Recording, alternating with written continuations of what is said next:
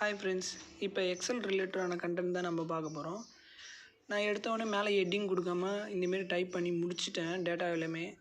இப்போ மேலே ஹெட்டிங் கொடுக்கணும். டைப் பண்ணோடனே உள்ளார ஹெட்டிங் பாதி ஹெட்டிங் வந்து உள்ளார மறைஞ்சிரும், மீதி ஹெட்டிங் தான் இங்கே நிற்கும்.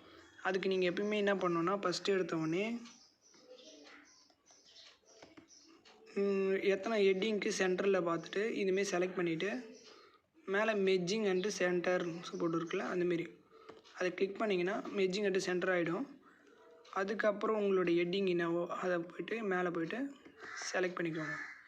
செலக்ட் பண்ணி கட் பண்ணி இப்போ நீங்கள் கீழே வந்து சென்டரைஸ் பண்ணி வச்சுருக்கீங்களா, அந்த இடத்துல பேஸ்ட் பண்ணிக்கோங்க.